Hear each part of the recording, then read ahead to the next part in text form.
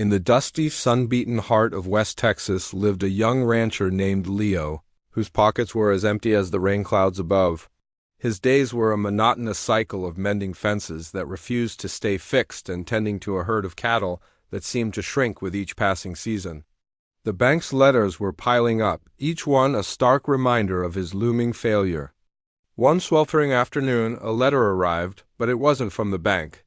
It was from a lawyer in a distant county informing Leo that his estranged great-uncle, a man he barely remembered, had passed away and left him his entire estate. Hope, a feeling long forgotten, flickered within him. He packed his meager belongings into his rusty pickup and drove for 2 days, dreaming of a sprawling, prosperous ranch that would solve all his problems. What he found was a cruel joke. The estate was a dilapidated shack, its roof sagging like a tired old man. The ranch was a 10-acre orchard of gnarled, withered apple trees, their branches black and twisted, their fruit rotten and buzzing with flies. And his inheritance included one other living creature, a sway-backed, gray-muzzled horse named Jasper, whose bones jutted out at sharp angles. Despair washed over Leo. He had traded one form of poverty for another, more desolate one. Leo spent the next few days in a haze of disappointment, clearing out the shack and exploring the dead orchard. The only company he had was Jasper, who would follow him around with a quiet, knowing gaze. The old horse was a constant, silent presence. One evening, as the sun bled across the horizon, painting the sky in shades of orange and purple, Leo sat on the porch, head in his hands. Jasper ambled over and nudged him, then turned and trotted towards the far corner of the orchard, a place Leo hadn't bothered to explore yet. The horse stopped, whinnied, and pawed at the ground with a peculiar insistence. Curiosity piqued, Leo grabbed a shovel and walked over. Jasper was pawing at a spot near the base of the largest, most gnarled tree in the entire orchard. The ground here felt different, oddly firm under his boots. He started to dig. At first, there was just dry, compacted earth. But as he dug deeper, his shovel struck something hard with a metallic clang. He knelt down, brushing away the dirt. It was the corner of a heavy, iron-bound chest. His heart hammered against his ribs. With trembling hands, he dug around the chest, the effort fueled by a sudden surge of adrenaline. It took him nearly an hour to unearth the massive trunk. It was old, sealed with a rusted lock that crumbled under a few blows from his shovel. He lifted the heavy lid.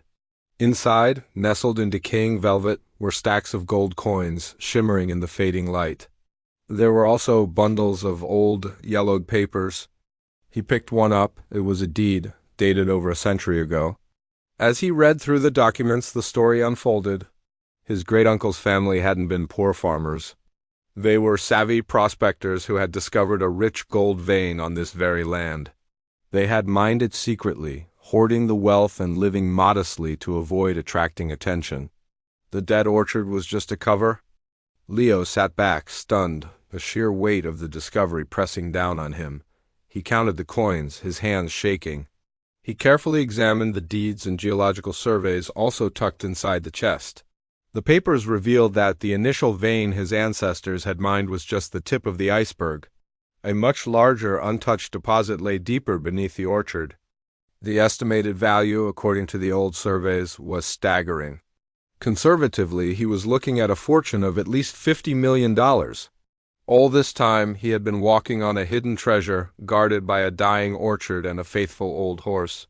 He looked over at Jasper, who was contentedly munching on a patch of weeds. The old horse had known. Somehow, he had sensed the secret buried beneath the earth and had led him to it.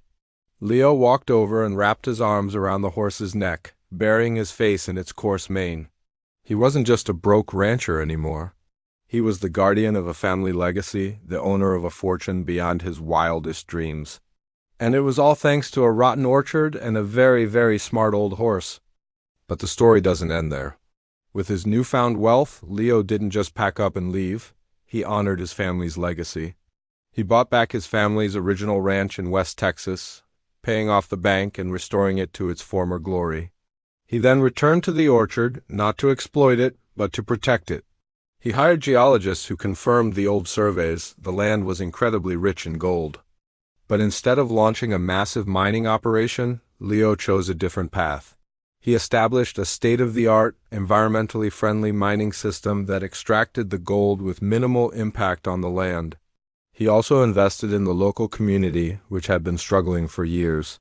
He built a new school, a community center, and funded scholarships for local kids. He revitalized the small town, creating jobs and opportunities. And what about the orchard? He brought in top agricultural experts. They discovered that the soil, enriched by unique mineral deposits, was perfect for growing a rare and incredibly flavorful type of apple. Leo replaced the dead trees, and within a few years, the rotten orchard became famous for producing the most sought-after apples in the country. And Jasper? He lived out the rest of his days like a king.